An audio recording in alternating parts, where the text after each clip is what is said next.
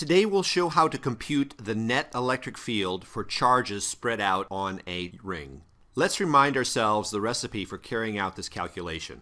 First, we're going to divide the ring into pieces. Next, we'll find a math expression for the electric field for one typical piece on the ring. And finally, we'll use that expression to sum up the E fields due to all pieces on the ring. And once again, just like we showed for the charged rod, we can do this procedure of summing either analytically or numerically, and we're going to do both in this lecture. First, let's do a demonstration of the numerical calculation using a computer, which will allow us to visualize the calculation process. We'll start with the ring, here shown in red, with charge spread uniformly on the ring. Here we'll assume that the charge is positive. To set us up to do the analytic calculation a bit later, we'll imagine the ring lies in the XY plane centered on the origin. Step one is to divide the ring into pieces, where we visualize each piece on the ring as a red sphere. The location of the sphere's center will be taken as the location of all the charge on that particular piece. The size of the sphere is chosen only to allow us to visualize each piece easily. In the numerical calculation, we decide how many pieces we want to work with. In general, the more pieces we choose, the more precisely we'll be able to locate the position of the charge on each piece. Now, step two is to write down the expression for the electric field for a given piece. Here, we'll treat each piece as a point charge, which means that we'll code up the point charge formula in our program. Finally, we compute the E field for each piece and add up all the contributions. In the computer program, we'll do that one piece at a time, adding as we go along. We start with the piece at the top of the ring. The black arrow locates the observation location with respect to the top piece. The red arrow shows the total electric field so far, which is just that due to the top piece. Now, as we move around the ring, we will visit other pieces in turn. We find additional contributions. The electric field contribution to a given piece is shown by the blue arrows. The red arrow gives the sum of all fields we've calculated so far. As we progress through all the pieces, we get our final result. The red arrow shows the total electric field, the net electric field due to the ring at the observation location. Let's notice that the observation location that we've chosen here is rather special. It lies on a symmetry axis, specifically on the axis that passes through the center of the ring, perpendicular to the plane in which the ring lies. For our choice of coordinate system, that axis is the z-axis. On this axis, the total electric field of the ring is parallel to this axis. That is, only the z component of this net field, in general, is non-zero.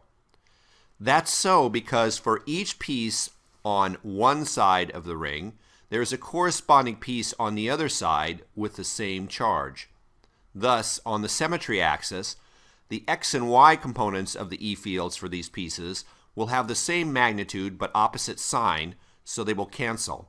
However, the z components of these two pieces will have the same sign and thus will add to give something non-zero, except at the very center of the ring where the pieces have zero z components. Let's use this insight to guide an analytic calculation of a charged ring's E field on the symmetry axis. Consider the ring of radius capital R that lies in the XY plane with its center at the origin. Let's assume a total positive charge of capital Q is spread uniformly on the ring. Let's calculate the net electric field at an observation location at coordinate z on the z-axis. Step one, we'll break up the ring into pieces. Let's focus on a typical piece like that shown here. It will be useful to locate the piece on the ring. A good way to do this is to express the position of that piece in terms of the angle theta, the angle measured counterclockwise from the positive x-axis. Let's also mention that this piece of the ring is a tiny arc of angular size delta theta, and that piece carries a charge delta Q, a small portion of the total charge Q. Step 2. We need to come up with a math expression that describes the electric field of this piece at the observation location on the z-axis. We're going to treat this piece and all other pieces like point charges. So let's write down the point charge formula for this piece's electric field contribution, and we'll call it vector delta E. Now this E field depends on the magnitude of the position vector r that locates the observation location with respect to the piece of charge on the ring, so we need to figure that out. In the figure, we see that the magnitude of the vector r is the hypotenuse of a right triangle with the legs of the triangle of length capital R and Z. So we can find the magnitude of the vector r using the Pythagorean theorem. Next, let's find an expression for delta Q, the charge on the tiny arc that we're focusing on. Here's how we can get at that. We know the total charge capital Q is spread evenly over the total ring, which occupies a total angle, for a complete circle, of 2 pi radians. Let's take the ratio of the total charge of the ring to the total angle.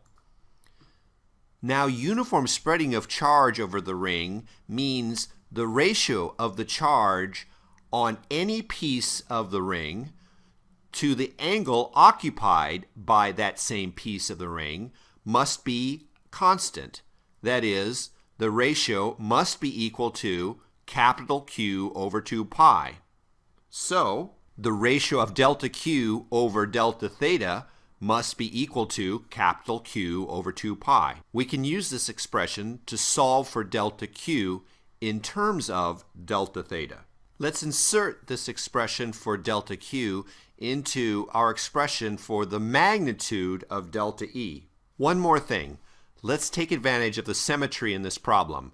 Recall that for observation locations on the symmetry axis, we saw in the computer calculation that the net E field points along this axis. That is, in this case, only the Z component of the net electric field will end up being non-zero. In that case, let's find the Z component of delta E. We see from the sketch that vector delta E makes an angle of phi with respect to the z-axis, and we can also see from the sketch that the angle phi shows up in the right triangle that we discussed earlier. In particular, from the sketch, we see that cosine of phi is just the ratio of z divided by the magnitude of r. This is exactly the trig function we need, since the z component of delta E can be expressed as the magnitude of vector delta E times the cosine of phi. So if we insert the expressions for the magnitude of vector delta E and for cosine phi in and simplify, we end up with this expression for the z component of vector delta E. We're now in a position to do the final step, sum up all the E field contributions of all the pieces that make up the ring. We're going to pass over to the limit of very small pieces. That is, delta theta becomes d theta, and the z component of delta E becomes dEz, the z component of an infinitesimally small piece of the charged ring. At this point, we'll also insert explicitly our expression for the magnitude of the vector r. Now, to sum up all the pieces on the ring, we integrate with respect to the angle theta. We can see that only d theta is under the integral sign because everything else does not depend on theta. To sum up the E field contributions over the entire ring means we integrate d theta from 0 to 2 pi. That's easy to do. That integral is just 2 pi. After simplifying a bit, we obtain the final result for the Z component of the net electric field of the ring at location Z on the symmetry axis. Recall that by symmetry, the net E fields X and Y components are 0 on the symmetry axis. That's it for now. In our next lecture, we'll use the ring result to find the E field of a charged plate.